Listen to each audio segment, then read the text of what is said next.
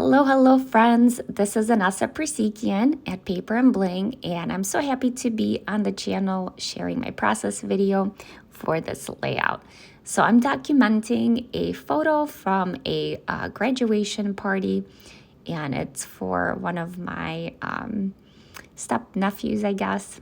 And for this layout, I really wanted to focus on obviously using a sequin mix.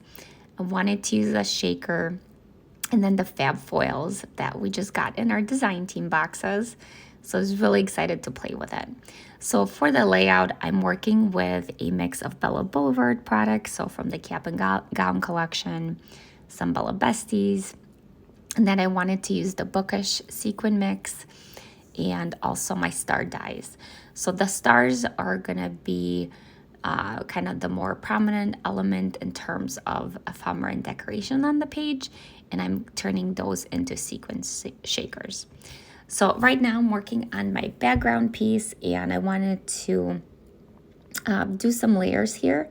So I'm trimming my papers. The cap and gown is the first paper, 12 by 12, and then I trimmed an inch off on the left and the bottom side, so I get a nice kind of 1/2 inch border all around. And then I trimmed my white paper probably about 1/2 inch shorter than that, so that I had a nice thin border in red. So I like to do this layer. It frames the layout and gives me a nice base to work with.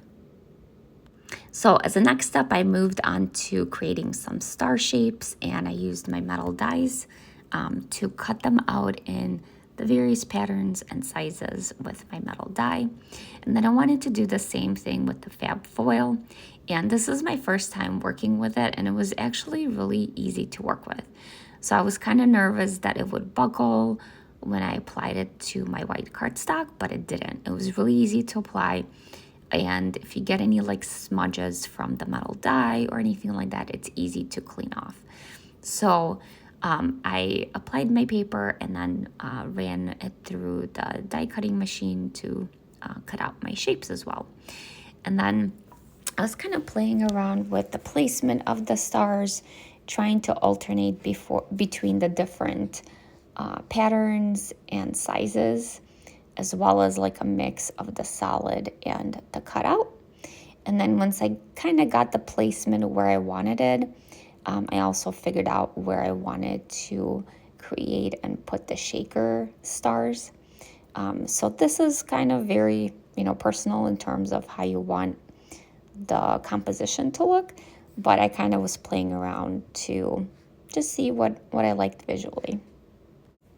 So one thing that I'll say, I oftentimes leave my title for last, which doesn't always help me out because then I feel like sometimes I'm trying to find space for it.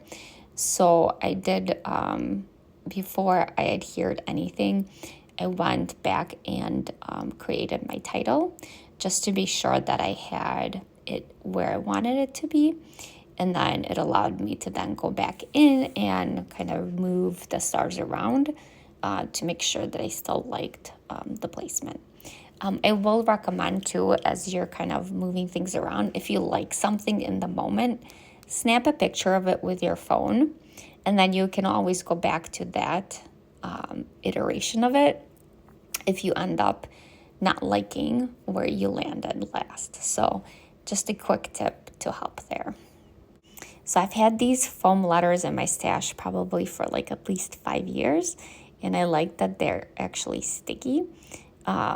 But, they're still really flexible, so you kind of gotta be careful how you apply it to make sure the letters are as straight as you want them to be, unless you want it to be wonky.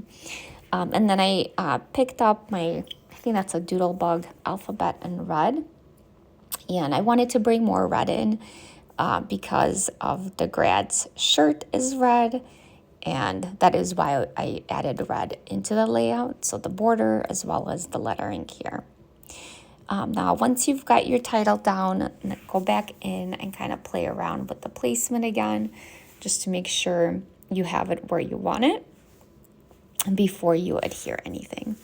And I would recommend just waiting to the last step to adhere, just because once you get the sequin shakers done and you place them, you may very well decide to change it once again.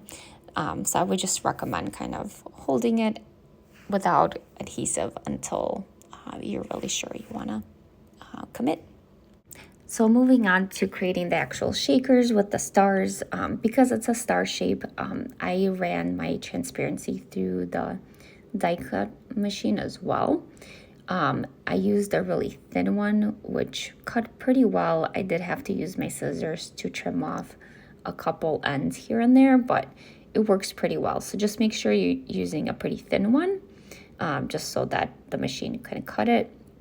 And then adhere that with your liquid adhesive to the back of your front that you're gonna see on the shaker.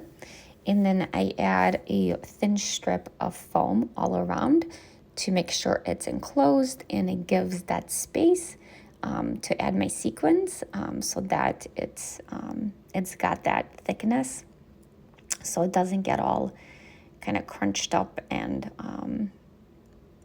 out of sorts when you put the backing on it. So the foam tape is key here, and I love these little strips.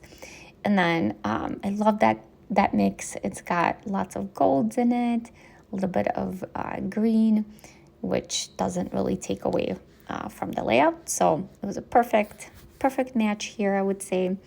And for the back, I added another clear transparency because I really didn't want to, I didn't mind if anything was showing through the back. You could add a patterned back instead, so it's really up to you, but I kind of wanted to keep it clear. Or you can add a white cardstock as well. So really up to you. You have lots of options there. And for some of the dots, I started adding my little foam dots and started adhering them. Now I am going to make some more shakers. So the big one was the first one. And then I went back and started adding some more, started adding or moving the stars around, as you can see me clearing the page here. So kind of I think this was like my third iteration of the placement of the stars. I also decided I wanted to layer some of the stars. So I had cut out a couple from a transparency that is decorated, and it has like little gold dots on it. You can see it didn't cut out the inside, and I was planning to kind of go in and use my X-Acto knife to trim it, but then I decided maybe layering it with the gold foil star would look really pretty.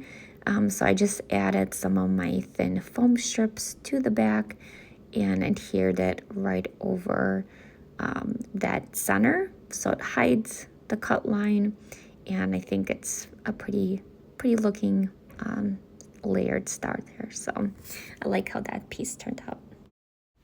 Now, after a lot of the playing around with the placement and creating the other shaker stars, I was pretty happy with how it turned out so far. And then I wanted to go in and add more sequins all around. So because I'm kind of going from the lower left corner to the top right corner, I kept with that flow and just added sequins all around, kind of sprinkled them around the stars.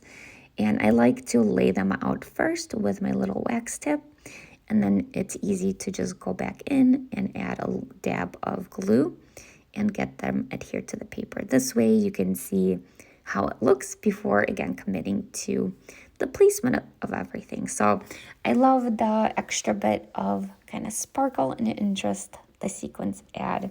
And I hope you enjoyed my process video, and I hope to see you again on the channel here.